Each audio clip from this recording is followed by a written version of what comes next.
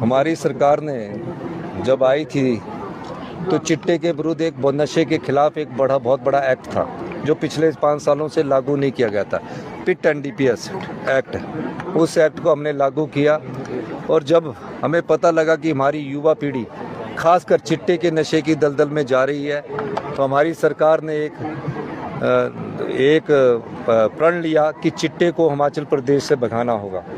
और इस दृष्टिकोण से मैंने शिमला में पहला वॉकथॉन का आयोजन किया जिसमें तकरीबन सभी युवा पीढ़ी के बच्चों को हमने शामिल किया।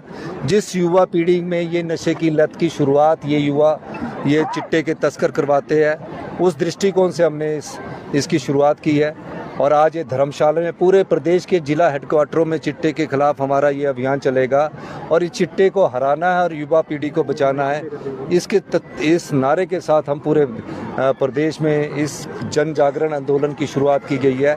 हमने पंचायतों का भी वर्गीकरण किया है कि जिन पंचायतों में चिट्टा है उनमें हमने रेड, येलो और ग्रीन पंचायतों का हमने वर्गीकरण करके रखा है।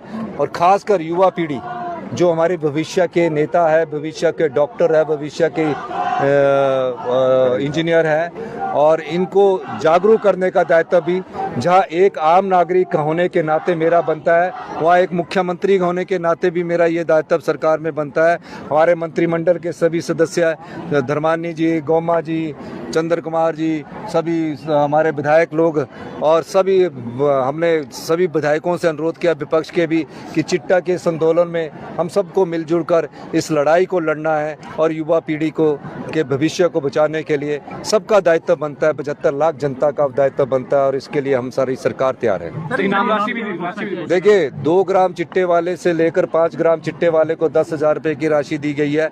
इनाम की घोषणा की गई है और ये इनाम राशि नहीं है। मैं एक चीज़ और कहना चाहता हूँ, जो भी सरकारी कर्मचारी चिट्टे के काम में इन्वॉल्व थे, हमारी सरकार आने वाले समय में देखेगी, उनके खिलाफ सख्त एक्शन लेगी और जो उन्होंने चिट्टे के धन से युवाओं के भविष्य को खराब करके जो धन कमाया है, उनकी संपत्ति को पिट एनडीपीएस एक्ट लागू होने के बाद जब्त किया गया है और जो इसके रेगुलर ऑफेंडर है उनको हमने जेल की सलाखों के पीछे भेजा है।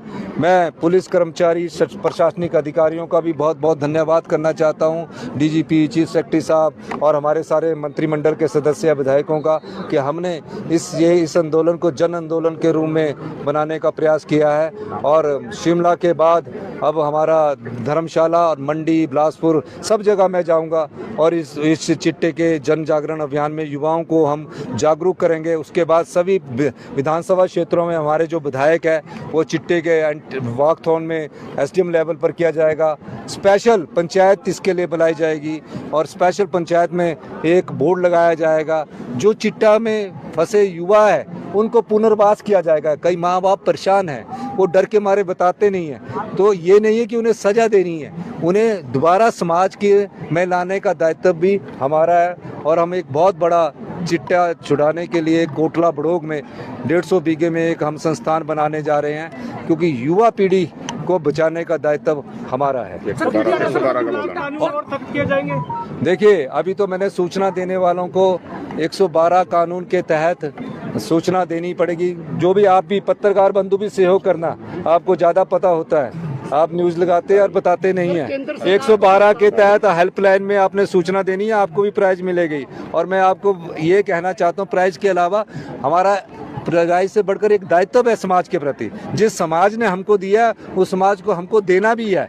यही नहीं सोचना कि मुझे अपने लिए सोचना है, हमें उस समाज को देना चाहिए कि इसी समाज से हम राजनीति में आए, इसी समाज से हम शिक्षा ग्रहण की, यहीं से हम पढ़कर आगे बढ़े और यहीं से पढ़कर हम जब मुख्यमंत्री की कुर्सी पर पहुंचे हैं तो ये दर्द और पीड़ा हमारे मन में समाज के प्रति है और हम समाज को देने के लिए आए हैं। समाज ने हमें बहुत कुछ दिया है। तो इसी संदर्भ में मैं ये भी कहना चाहता हूँ कि चिट्टा का समूल नाश ही हमारा मुख्य उद्देश्य है। देखिए, आपने देखा नहीं, विधानसभा में 2 सख्त कानून बनाए गए हैं। चिट्टा बेचने वालों को 10 साल की सजा दी गई है। कानून बन चुका है, प्रेसिडेंट की असेंट के लिए गया है और प्रेसिडेंट की असेंट मिलने के बाद वो यहाँ लागू हो जाएगा।